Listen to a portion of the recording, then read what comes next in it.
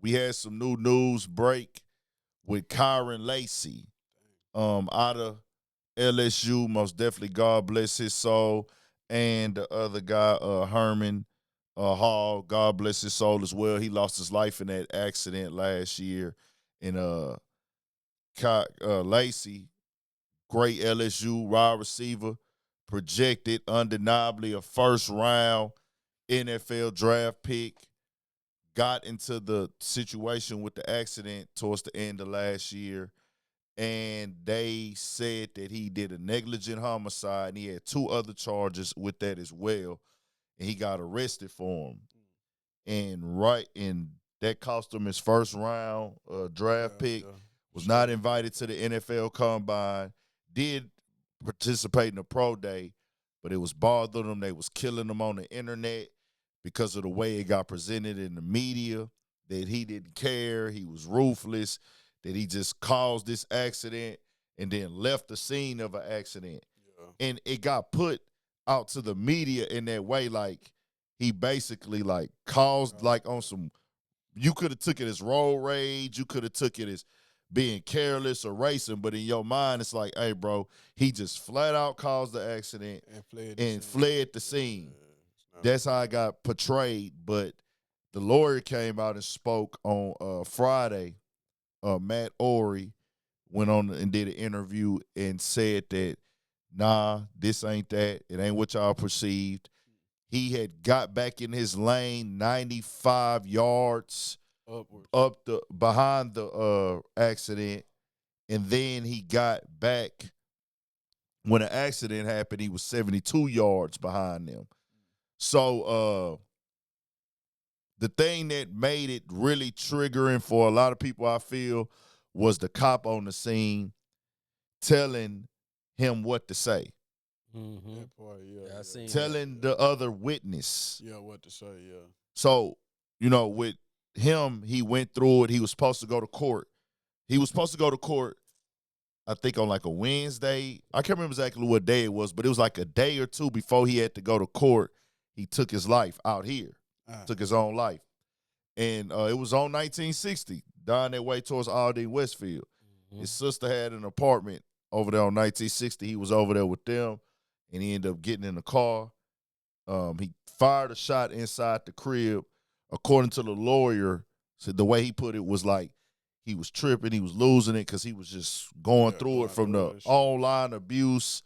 Felt like his life was over, and he was getting accused of this. So he got to it with his family, and I guess they didn't want to give him the car keys. He pulled out his gun like, nah, nigga, it's over, and they didn't want to give him to him, so he fired a warning shot in the house pretty much. So they called the police, and as he was fleeing, he shot himself in the car. Man. I don't know if he shot himself when he wrecked the car or did he shoot himself after. Yeah. I mean, while he was driving, I don't know. But that was that. And the lawyer is saying that, nah, what they portrayed in the media, what they portrayed on the internet, it wasn't true. It didn't happen like that. They did him dirty. They did him wrong. They caused like the narrative to get bad to the media. That caused them to get bullied and ultimately drove him to this decision. Now, the cop went up to the witness in the gold truck. So basically, a woman is driving and her husband is in the passenger seat behind this gold truck. 2-lane highway. No doubt about it, he did an illegal pass. Passed up 4 cars in a no passing zone. So the truck is driving towards him. He on the way towards the truck. So according to the he did this. He got back in his lane 92 yards up the highway. Yeah. So that's supposed to be enough time. What they saying, like, okay, the truck slowed down. Meaning he sees him, he slows down. He says the lady behind me did not slow down. Yeah. Well, he didn't know that, but the lawyer's saying he got the black box. He said, according to this black box, she never hit the brakes. She never touched her brakes. She just swerved and went into oncoming traffic instead of swerving until the feeder.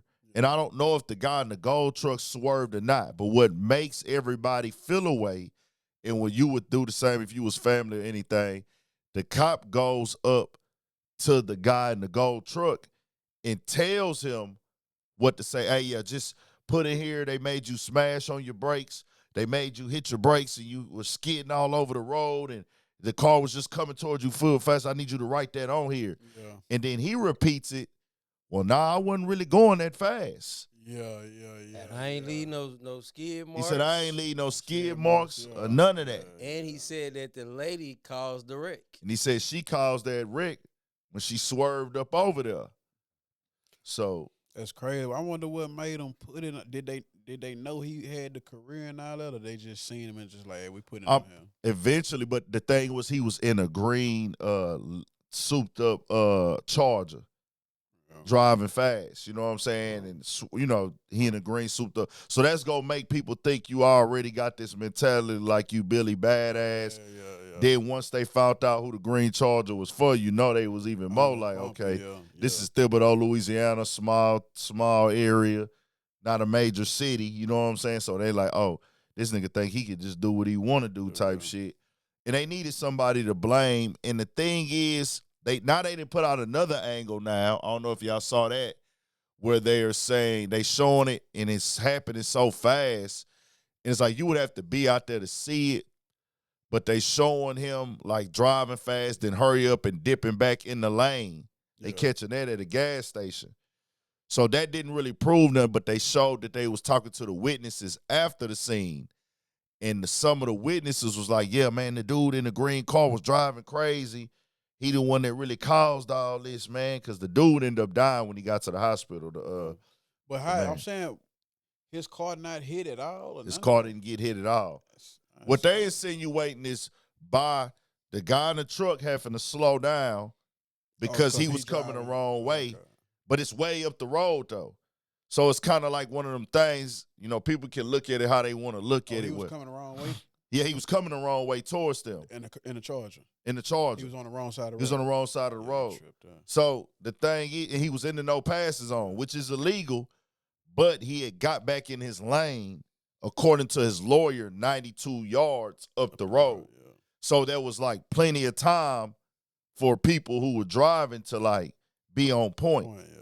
But according to like the cop and them, they tried to say, people say, man, he made the dude in the brown smash on his brakes.